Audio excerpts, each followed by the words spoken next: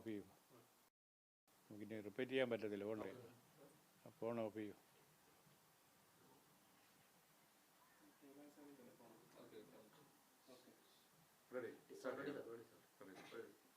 വിശേഷണങ്ങൾക്ക് അതീതനായ ഒരു മഹാപ്രതിഭയായിരുന്നു M T Vasudevan Nair. M ടിയെ ഞാനെന്നും കണ്ടിട്ടുള്ളത് ഒരു ജ്യേഷ്ഠ സഹോദരനായിട്ടാണ്. ഞങ്ങളെപ്പോഴും നിരന്തരമായി സംസാരിക്കുകയോ കൂടെ കാണുകയോ ചെയ്യാറില്ല, അങ്ങനെ ഉണ്ടായിട്ടില്ല. പക്ഷേ എനിക്ക് അദ്ദേഹം മലയാള സാഹിത്യത്തിലെ മഹാപ്രതിഭകളിൽ ഒരായിട്ടാണ് ഞാൻ അദ്ദേഹത്തെ കണ്ടിരുന്നത്.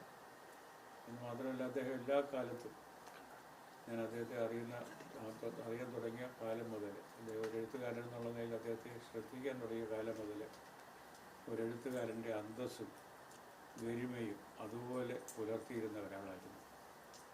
അങ്ങനെയൊക്കെ മലയാളിക്കും മലയാള സംസ്കാരത്തിനും അങ്ങേയറ്റം സംഭാവനകൾ തൻ്റെ ജീവിതം കൊണ്ടും തൻ്റെ എഴുത്തുകൊണ്ടും നൽകിയ, എഴുത്തെന്ന് പറഞ്ഞാൽ അത് വളരെ വിശാലമായിട്ടുള്ള വളരെ വിവിധങ്ങളായ മേഖലകളിലെ എഴുത്ത് തന്നെയാണ്. അതിനെ ഒരു കഥയെഴുത്തായ നോവലിനോ മാത്രം നമുക്ക് നിജപ്പെടുത്താവുന്നതല്ല. മറിച്ച് സഞ്ചാര സാഹിത്യം ഉൾപ്പെടെ എഴുത്തിനെ പറ്റിയുള്ള എഴുത്തും അദ്ദേഹം ഒരു സമയം കിളിവാതിലൂടെ എന്നൊരു പങ്ക്തി മാതൃഭൂമിയിൽ എഴുതിയിരുന്നു.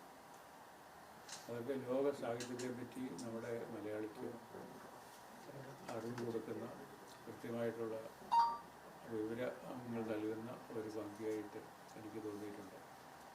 അത് അങ്ങേയറ്റം വായനക്കാരെ ഏറ്റവും ശ്രദ്ധിച്ച ഒരു പങ്ക്തി കൂടിയായിരുന്നു. ഈ കൃതികളൊക്കെ മനോഹരമായി ആഴത്തിൽ വായിച്ച് ആസ്വദിച്ചിട്ടുള്ള ഒരാൾ അതിന് യോജിച്ച ഭാഷയിൽ തന്നെ എഴുതി നമ്മളെ മലയാളിയെ ബോധിപ്പിച്ച ഒരു പ്രതിഭയായിരുന്നു എം ടിയുടെ. എം ടി ജീവിച്ച സാമാന്യം ദീർഘമായ കാലം ജീവിച്ചിരുന്ന ഒരു എഴുത്തുകാരനാണ് അദ്ദേഹം. ആ കാലഘട്ടം അത്രയും അദ്ദേഹം എഴുത്തിൽ നിഷ്ണാതനായിരുന്നു. അതുപോലെ തന്നെ പത്രാധിപർ എന്നുള്ള നിലയിലും മലയാളത്തിൻ്റെ പല പുതിയ ധാരകളെയും, സാഹിത്യത്തിലെ പല വിചാരധാരകളെയും അദ്ദേഹം കണ്ടറിയുകയും പുതുമയെ പ്രോത്സാഹിപ്പിക്കുകയും ഒക്കെ ചെയ്ത ഒരു വളരെ ദീർഘദർശനമുള്ള ഒരു പത്രാധിപരായിരുന്നു അദ്ദേഹം.